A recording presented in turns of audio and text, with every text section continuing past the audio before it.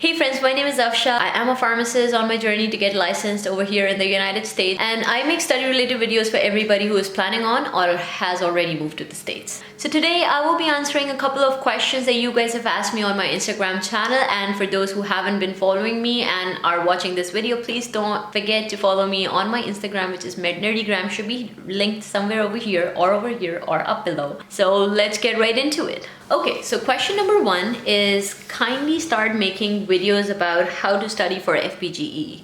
Alrighty, so I have a couple of videos already made regarding that, all the books that are necessary and even the chapters that are important to study from that book, and I will link that video somewhere over here and down in the description below for your reference. Okay, next question is, what about boxes and tables from liponcott? What kind of boxes you guys are talking about, bro? So are these the boxes that explain the drug behavior and the side effects and everything, or are you talking about organic chemistry or stuff like that? Okay, next is, do we have to take concepts of chapters from liponcott and APHA, or RUTA is compulsory? Okay, no, you have to take some concepts from liponcott and APHA first. Not APHA, if I be honest, but for liponcott, you have to make your concepts first, because if you don't make your concepts, you won't be able to juggle CPR, and CPR is super important as well.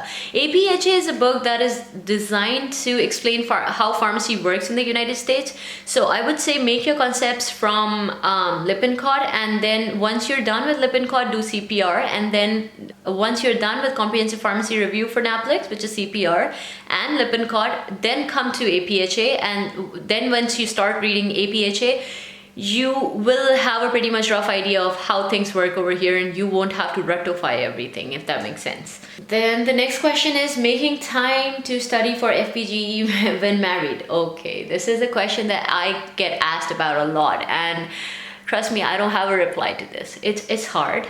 It's very hard, and especially not being married but having a son, having a family to take after, and it's hard when you are the one who's responsible for the food that everybody's gonna eat and how the food is going to look like. I know it's hard, but I would say you have to prioritize things, right? There's a very famous book called Make Time by Jake Knapp, and that book explains about how you can prioritize things and how our minds want to do the things that we think have the most priority in our life, and how our mind asks us to do the things and how we end up doing just the things that we think matter the most to us. So yes, it's hard to study when you're married, but you have to prioritize things. Make time for your family separately, and then make a strict schedule of studying. And when you're studying, that is the time when nobody's going to disturb you, and that is the time when you're not going to do anything else other than studying, no matter whatever comes your way, no matter whatever happens. Because you are the one who's going to pay most of the attention, because you are the one who's going to decide what matters the most at the end of the day, right? If studying is important to you, so is family time, but you have to prioritize things, right? If you're giving 1 hour to your family, make sure you're spending the next studying. And that's how things work. Next question says, what should the fresh graduates do to have a career as a pharmacist in the US? Can Fpgee be taken in Pakistan? Okay, so firstly, Fpgee cannot be taken in Pakistan. You have to be here in the States to take the exam. Secondly, what should the fresh graduates do to have a career as a pharmacist in the US? Well, of course, pass the exam, and then take the license, and then do the internships, and then get hired as a pharmacist. That's the only way out. I want a proper guidance, because I don't know anyone who is a foreign graduate pharmacist in USA except you. Well, I'm honored about that, but I did my pharm D here in Pakistan. I'm married, my husband is in USA, so inshallah I'll be there soon. Okay. So if you did your pharm D already in Pakistan and now you're married and you're planning to move on here, I would say start preparing for Toefl, because now as per new guidelines, you have to give Toefl first, and then you can appear for your next exam, which is Fpgee. So I would say start preparing for Toefl, and once you get here, just get done with your Toefl and then do your Fpgee. If you have enough time and you're living there in Pakistan with your family or stuff, you can also start studying for Fpgee, start making your concept via liponcott and making your pharmacology stronger, and that's the way to go. Okay, next question about the whole process from degree equivalence to license process of USA from Pakistan. Kindly help me. Okay, so this is a very broad topic and it's for an entirely different video, but I promise I'll make a video about it very soon. But for now, you can go ahead and go to type in Fpgee blueprint on Google, and there should be a section where it says apply for the exam, and you will have a complete guideline of what things you need to apply for over here. And also I would say get in touch with the administration office of whatever university you're studying in Pakistan, because people over there have a pretty much rough idea of how to send documents over here. But I promise I'll make a video about it very soon for you. How to plan timetable for NAPLEX. Okay. All right. I would say I'll share my timetable for NAPLEX, whatever timetable I used, but I'm not sure if it's gonna help anybody, but yes, I will share it. Internship process after Fpgee, thanks. Okay, internship process after Fpgee goes like when you have passed your Toefl and you have passed your Fpgee, you have to wait for your certification from the board about the Fpgee certificate, which is a foreign graduate equivalency exam certificate. And once you get that certificate, you have to apply for internship program. And then the board has to send you an intern certificate, and that's when you qualify to be an intern. And that's exactly when you have to start applying to pharmacies as an intern to do the internship over there, if that makes sense. Next question, your NAPLEX journey. It has been a very long one, but I'll try to make a video about it. I've shared some its and bits of it on my Instagram, which is mednerdygram. So if you're interested, you can check it out over there. It's mednerdygram, but I'll try to make a video. It's hard, but I will try. Cost of living in Texas for an international pharmacy student. I need to know about it. Okay.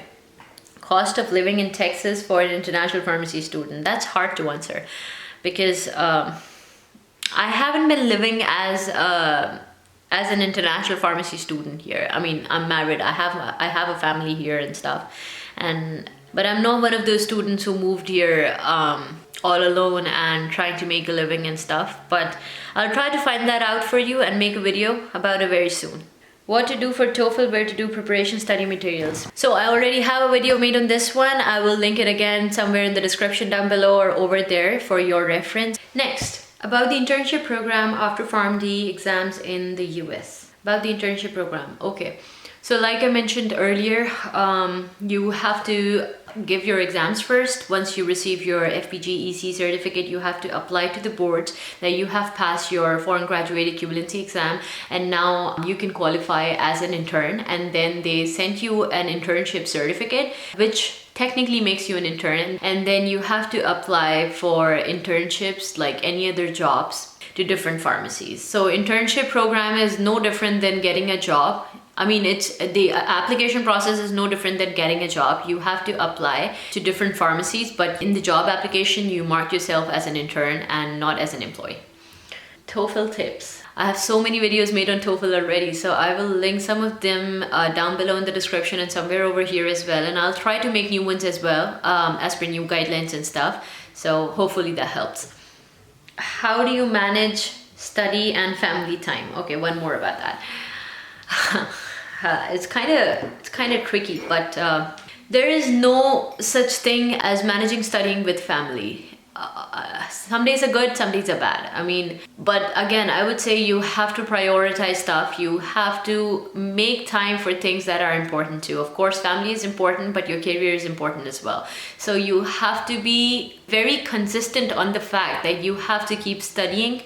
And you are the one who's going to set the boundaries. You are the one who has to make their career.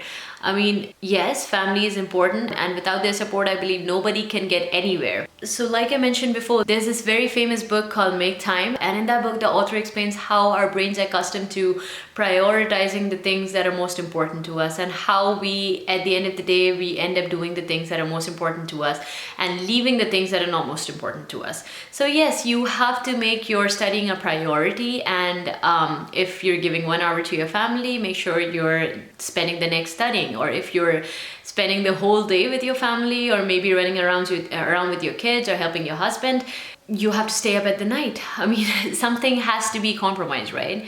It's not like you're gonna get a full night's sleep and everything is and the house is going to be clean and the kids are going to be clean and everything is going to be in its place, and then you are studying as well. Something has to be compromised. So you are the one who's going to take the decision of what can be compromised and what cannot be. So thank you very much for watching this video, and if this video provided you any value, please don't forget to hit the like button, subscribe to my channel, and if there are any other questions that were left, or you have more questions that you need to ask me, please don't forget to leave a comment down below and I'll be more than happy to answer them. Thank you very much, and I'll see you guys again next time. Peace.